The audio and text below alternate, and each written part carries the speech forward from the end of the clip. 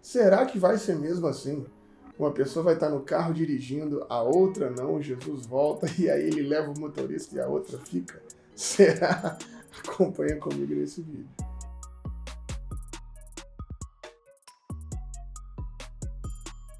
Você que está acompanhando esse negócio aqui, antes de mais nada, senta o dedão no like, se inscreva no canal, ative o sininho, manda esse vídeo para mais gente, para a gente continuar fazendo esse trabalho e sempre. Coloca aí suas perguntas, seus comentários, suas dúvidas, suas críticas, que eu vou responder sempre que possível. Aquele abraço, falou, valeu!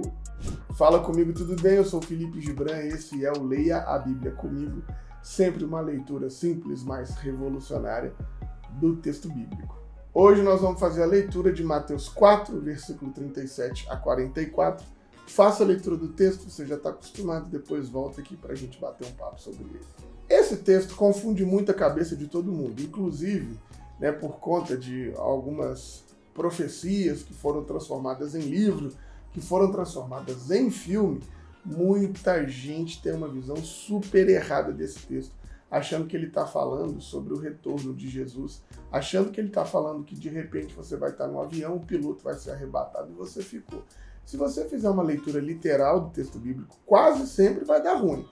Esse texto também está dentro da Bíblia, por óbvio. Se você fizer uma leitura literal, você vai ter uma péssima compreensão. Então, para a gente entender o que Jesus está falando, primeiro nós vamos ter que entender o contexto que Jesus está dizendo essas palavras.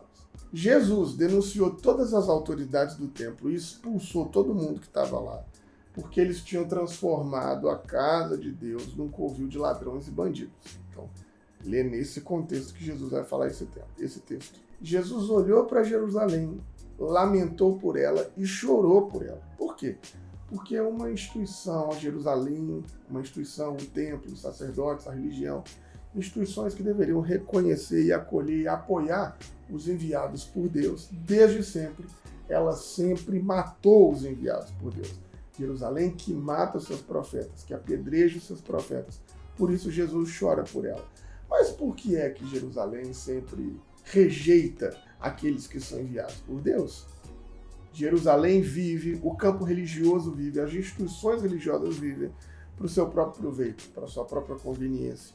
É uma casta sacerdotal, é uma classe dominante que vive rejeitando as mensagens de Deus para ter benefício próprio. Jesus havia anunciado para os seus discípulos, essa casa permanecerá deserta, falando de Jerusalém. E havia dito para os seus discípulos também que esse templo que eles tanto admiravam seria destruído. Por quê? Porque a instituição religiosa que outra vez opera em desfavor do povo, que explora o povo para o seu próprio interesse, para a sua própria conveniência, não tem o direito de existir. É isso que Jesus está falando ao olhar para Jerusalém. E ele faz isso para anunciar o fim das coisas, o fim dessa vida negativa de Jerusalém, o fim dessas instituições religiosas que exploram, que destroem o povo.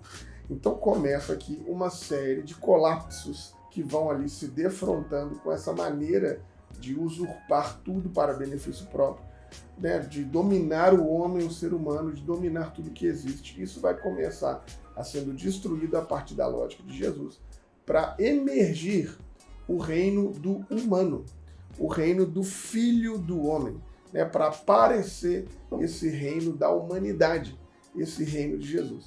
Isso então acontece com a proclamação dessa boa nova que Jesus assegura. Essa boa nova de Jesus é tão forte que ela vai obscurecer a luz do sol, da lua, que ela vai acabar com essas falsas divindades, que ele vai acabar com essas falsas estrelas, com esses principados, com essas potestades. Esses poderes que se apoiam na fé das pessoas, que se apoiam na divindade para ter benefícios próprios, todas elas cairão. Esse é o contexto que Jesus está falando com os seus discípulos. É claro que essa revolução, ela não é sem dor, ela não é sem choro, ela não é sem sangue. Nenhuma revolução é indolor.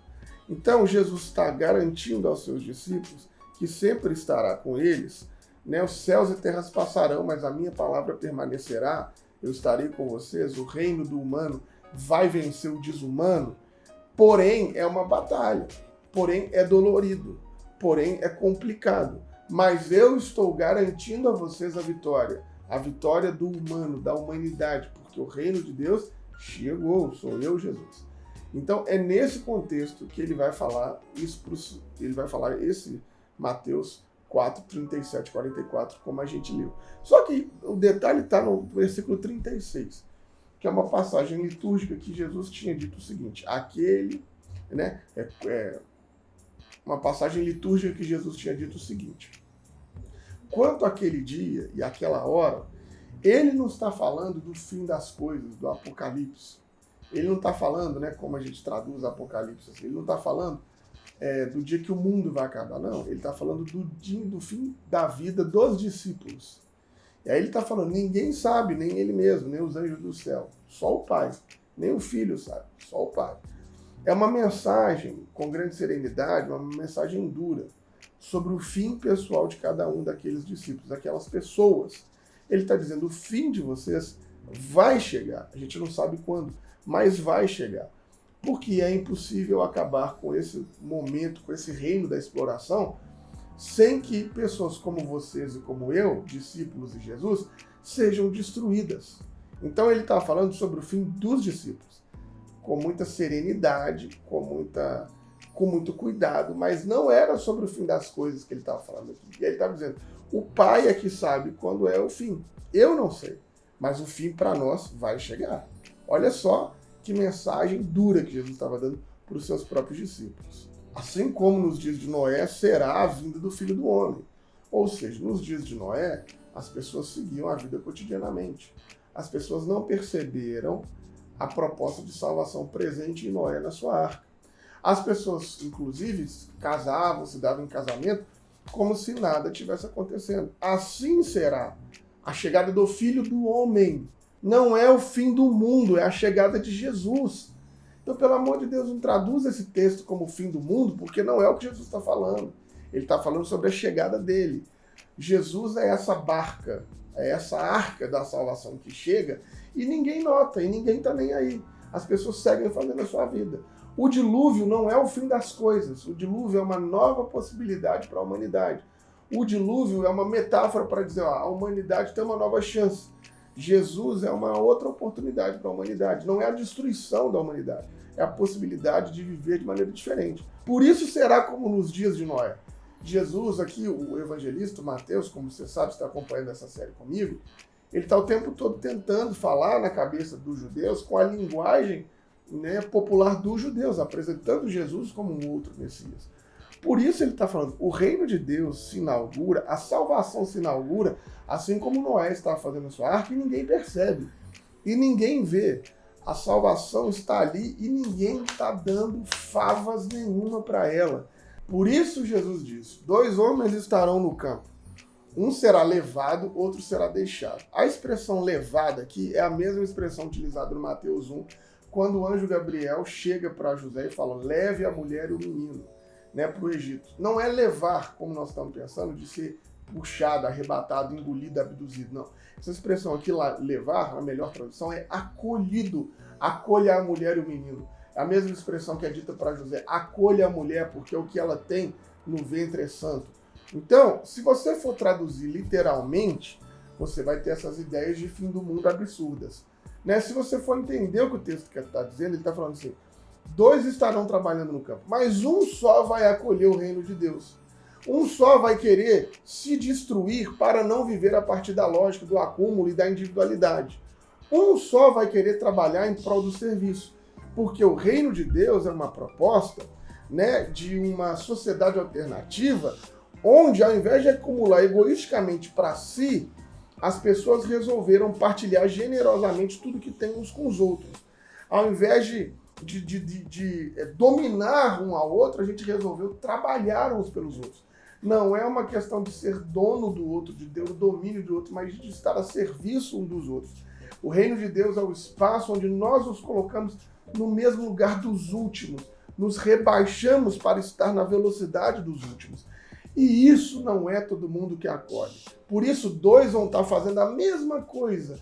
2 vão estar ali trabalhando, mas um só vai acolher. 2 mulheres moerão pedra de amolar, mas uma só será levada, uma só será aceita, a outra vai ser deixada. Não é nessa questão do arrebatamento, é de não ter entendido a arca, de não ter entendido Jesus, de não ter entendido o projeto de salvação.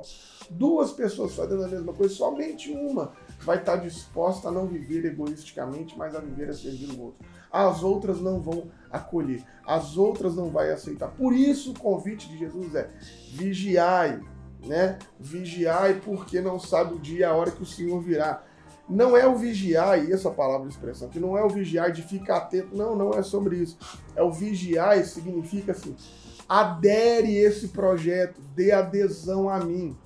Adere esse projeto logo, porque você não sabe quando é que essa salvação vai estar disposta.